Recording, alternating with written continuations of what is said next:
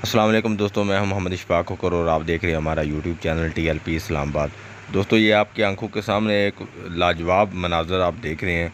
अल्लामा फसाद हुसैन अज़ीज़ साहब को जब महफ़िल में एक बच्चा पैसे देने आया तो अल्लामा फसाद हुसैन अज़ीज़ साहब ने क्या किया, आप वीडियो में मनाज़र देख रहे हैं। मैं उम्मीद करता हूँ आपको ये वीडियो अच्छी लगेगी। वीडियो अच्छी लगे तो कमेंट में ज़रूर बताइएगा आपको अल्लामा फसाद हुसैन अज़ीज़ साहब की ये आदत कैसी लगी।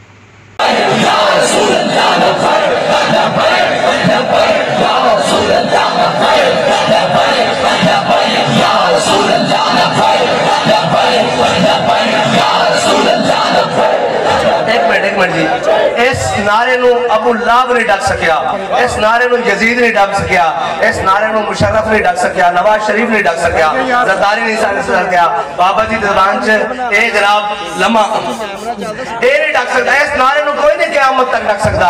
ए तुसी भूल जाओ, रहेगा यूं ही। भाई गल सुनो, असी इत्थे सिर्फ एक मकसद वास्ते आया कि हुजूर दा जिक्र बुलंद होवे। नारा दोबारा लाओ, मेरे आने दे पैसे पूरे नहीं, मेरे आने दे पैसे हैं कि तुसी राज के नारा ला दो बस।